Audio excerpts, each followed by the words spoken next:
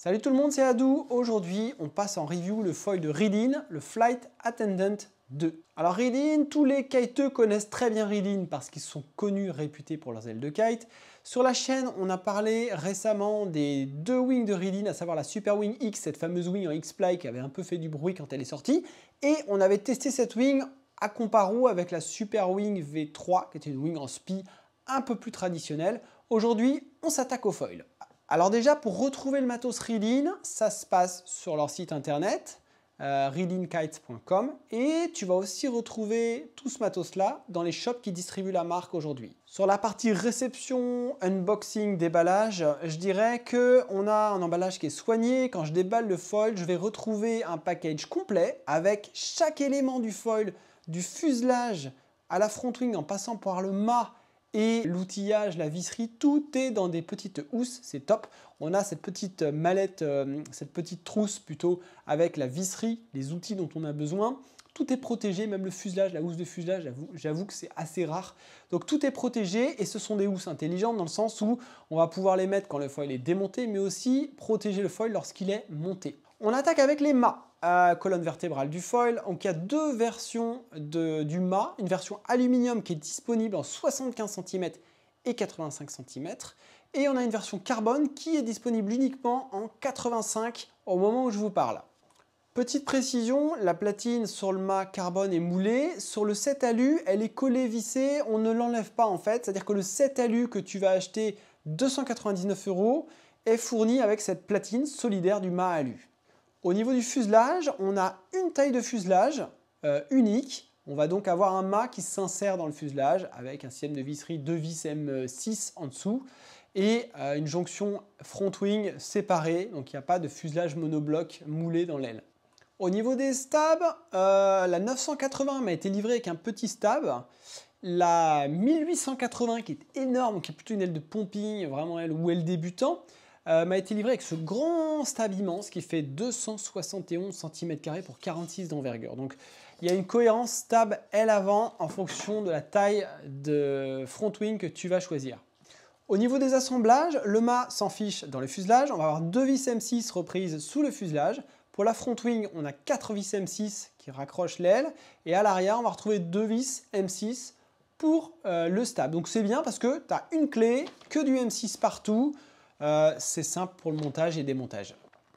Petit détail, le mât Reedin est présenté avec un emboîtement conique. Donc c'est un emboîtement auto-serrant. Lorsque tu serres, les parois du fuselage sont prises en presse par le mât. L'idée, c'est qu'une fois que c'est serré, tu n'as vraiment pas de mouvement. Et c'est vrai que sur l'eau, je l'ai ressenti. On n'a pas du tout de jeu dans ce système de connexion. Et là, c'est la Minute Geek. On va parler des poids. Alors, dans sa version carbone avec le 980, ma carbone 85, je pèse ce foil à 2,9 kg, pas beaucoup. On avoisine les 4 kg lorsqu'on passe sur le 7 alu 75. Et j'ai aussi noté que le poids du mât 85 carbone seul est assez light puisqu'il sort à 1,4 kg sur ma balance. On aborde les tarifs. Alors d'abord sur un foil complet en 7 alu, si tu prends la 980 avec le mat 75, on a un foil qui sort à 1069 €. Et lorsque tu montes en taille d'aile, donc tu passes de la 980 à la 1880, la plus grosse de la gamme, toujours en 7 alu 75, ce qui me paraît indispensable vu l'envergure de l'aile et sa grosseur. Pour la rigidité, on a un foil qui sort à 1149 €. Si tu switches sur la version carbone, donc un foil qui va être plus léger et plus nerveux, avec un mât plus fin, donc glisse accrue, c'est évidemment un peu plus cher, puisqu'on va tomber à 1599 € dans la version Flight Attendant 980. Les envergures des ailes sont proposées dans différentes tailles. La plus petite est la 780. Ensuite, on a la 980, une bonne aile à tout faire, celle qu'ils m'ont envoyée en test. Puis, on va trouver la 1280, 1480 et la plus grosse de la gamme, la 1880. A noter que sur le ratio, on reste sur des choses très modérées, puisque la 980 a un ratio de 6,5, c'est pas énorme. Elle est à 80 cm d'envergure. C'est similaire à du Kujira 980, si je prends une référence de comparaison que j'ai en tête. Et la 1880, la Big Mama, qui a une grosse corde, est proposée en aspiration de 5,9, donc un peu en dessous de 6.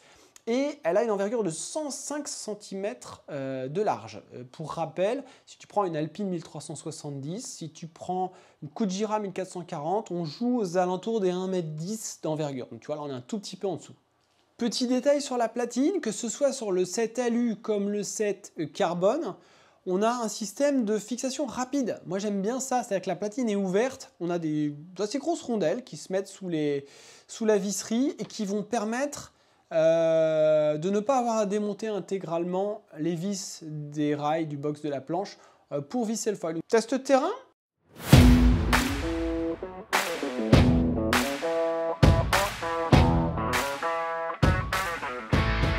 J'ai testé ce foil, ou ces foils plutôt, dans deux configurations, la configuration 7 alu, notamment en pumping surfoil, et la configuration carbone plutôt en wing avec la 980. Surfoil dans des toutes petites conditions, plutôt en 1880 pumping, et wingfoil plutôt avec la 980 et le petit stab. Alors mon ressenti général sur le 980, pour commencer avec ce foil, puisque c'est celui que j'ai le plus utilisé et en wing, c'est qu'on a un foil vraiment très typé freeride. Freeride option perf, mais freeride cool. J'ai pour moi un foil qui est, je dirais, très accessible, que je considère comme très accessible. Sur le décollage, c'est assez linéaire. On a une aile qui a un aspect ratio pas très élevé au final. On a de la corde, donc c'est assez confort. On a avec ces ailes-là, en général, un décollage assez progressif. Il n'y a pas besoin d'avoir un super niveau technique pour utiliser ce foil et démarrer avec. Alors la 980 pour un débutant, c'est un peu petit parce que c'est joueur, donc je vous invite plutôt à aller sur des ailes comme la 1280, la 1480. Mais en gros, on va avoir un foil assez facile à prendre en main. Au décollage, si je dois faire des comparaisons, parce que les gens aiment bien, ça me rappelle un peu le Phantom, mais pas version S chez F1, plutôt le Phantom 1080, avec un foil un peu plus vitaminé, un peu plus joueur en fait. Globalement, un foil un petit peu plus joueur quand tu commences à vouloir faire des manœuvres et jouer à gauche, à droite. Le foil est assez maniable, un peu plus manœuvrant qu'un Phantom. Sur la plage basse, on démarre à peu près pareil qu'un 1080, ça part tôt. Alors au niveau de la glisse, de la vitesse, les sensations ressenties sur les premiers bords, j'avais le mât carbone en wing exclusivement. Et c'est vrai que ce mât, il est assez fin. Si tu le mesures au pied à coulisse, on tombe à 13,5 en bas, c'est fin. Alors, il est donné comme j'ai lu sur le site, très rigide. Moi, je ne l'ai pas trouvé, tout est affaire de comparaison. Je n'ai pas trouvé que c'était un monstre de rigidité. Il est rigide. Après, par contre, il est assez fin. Donc, il a une bonne glisse, ça j'ai apprécié. Et surtout, il y a un élément que je casse les bonbons à tout le monde avec ça, mais il ventile pas. Alors ça, je sais que Kane, KD Maui, a développé ce mât et ce foil avec Ridin, et je sais qu'il est assez sensible à ce genre de problématique. Et effectivement, quand tu commences à charger le foil au travers pour accélérer et que tu appuies dessus, il ne se passe rien. C'est-à-dire qu'il accélère, mais tu ventiles pas, tu es serein, tu es confort. Alors on a un fuselage au ressenti qui est assez court. Donc un peu joueur en tangage. On s'habitue quand même assez vite, on prend ses marques, et encore une fois, tout est fonction du foil que tu as ridé sur la dernière session. Si tu as ridé un foil comme le Kujira, qui a un fuselage relativement long, tu es habitué à cette espèce de stabilité un peu canapé en tangage. Et quand tu passes sur un foil plus court, évidemment, tu trouves ça un peu instable au début, puis après tu te recables.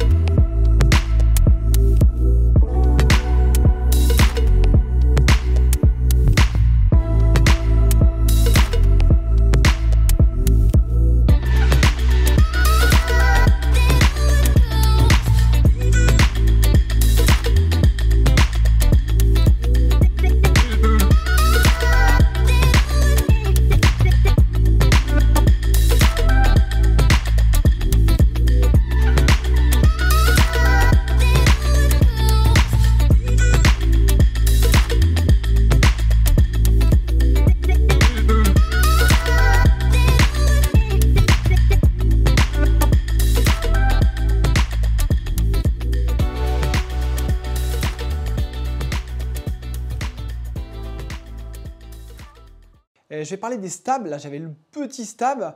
Le foil est quand même assez sage. Le mât carbone a une bonne glisse. L'aile avant aussi, même si on a un aspect ratio assez bas. Tu as des ailes qui vont être un peu plus débridées en glisse, qui vont avoir des profils un peu plus fins. Mais là, du coup, on a un foil qui part tôt, donc on a le confort, on a l'accessibilité. C'est plutôt bien.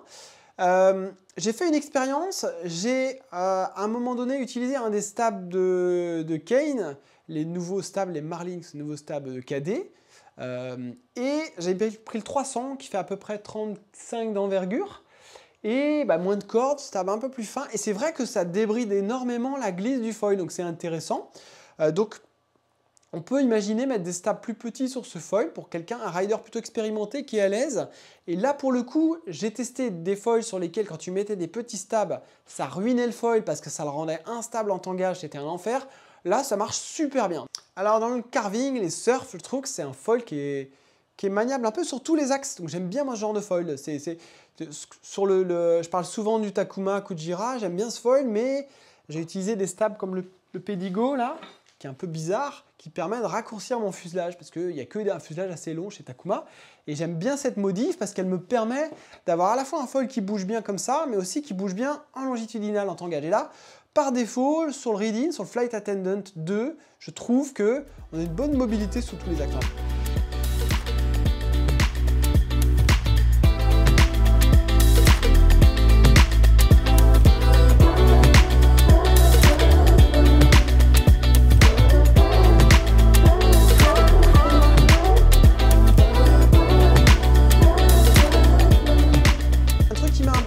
Souvent, j'ai les pieds assez écartés sur mes planches. Et là, j'ai trouvé que ce foil, on arrivait bien à le driver avec un stance relativement rapproché. Alors, je ne sais pas qu'est-ce qui fait ça. C'est probablement le fait justement d'avoir un foil qui bouge bien en longitudinal, qui n'est pas du tout verrouillé, avec un fuselage qui n'est pas très long au final. Quand je regarde Kane rider en surf, souvent on voit qu'il a un stance très proche. Et pour autant, il est radical, il est assez impressionnant. Mais en tout cas, j'ai eu tendance à instinctivement rapprocher mes pieds quand je voulais surfer avec ce foil. Alors sur le glide Freefly, on a un bon glide qu'on peut décupler si on met un stab un peu plus fin, c'est ce que je disais. On a, je dirais, placé les curseurs plus sur l'accessibilité que sur la perf ultime. Donc j'ai testé des foils qui glident mieux, mais quand tu es dans de la houle, que ça pousse, c'est pas mal. Tu peux pomper dessus, faire du free fly et continuer à avancer sur du flat, mais tu vas plus vite trouver tes limites en termes de glide avec ce foil qu'avec des foils plus high aspect, plus fins. C'est un peu logique ce que je dis là, mais voilà, je vois plus le côté accessible. Si tu veux le foil ultime qui glide de la mort, tu ne vas pas forcément le trouver dans ce Flight Attendant. Si on doit donner des références de comparaison, je pense que c'est assez juste de le situer entre un Phantom 1080 et un Kujira 980 en termes de glide, portance, accessibilité, plage basse. On est vraiment sur cette espèce de compromis si je dois donner des repères à des gens qui ont déjà testé les foils dont on parle. Alors un truc très important sur le réglage. Tu as des trous oblongs sur le stab et tu as un berceau dans lequel tu peux avancer ou reculer le stab. En gros, il est indiqué, si tu le recules, tu as plus de lift, tu fais piquer ton stab, donc tu fais lifter ton foil. Si tu l'avances, et donc tu as moins de pieds avant. Et moi, au début, j'avais eu tendance à vouloir faire piquer mon foil pour un max de glide. J'étais en mode comme ce que j'utilise comme réglage sur mes autres foils. Et en fait, ça marchait pas très bien, parce que j'ai trouvé que le foil était un peu instable. En reculant le stab, je récupère du pied avant. Un foil plus sain, plus stable en tangage, plus prévisible. J'ai moins de ce foil qui peut être un peu fuyant des fois quand j'accélère. Et j'ai trouvé que le réglage était beaucoup plus agréable avec le stab reculé, quitte à reculer un peu le foil au besoin. Donc ça, c'est super important. Si vous ressentez une instabilité avec ce foil, n'hésitez pas à reculer le stab dans son berceau. Vous allez récupérer de la stabilité longitudinale. J'ai fait 2 sessions aussi en surf avec la 1880. On a une petite accalmie où il n'y avait plus de condis. Et alors c'est assez marrant, c'est énorme, 1880. Ma plus grosse aile aujourd'hui, c'est souvent je suis en 1440, Kujira qui fait 1m10. Voilà, c'est les foils que j'aime bien utiliser quand il n'y a pas de condis, avec beaucoup d'envergure.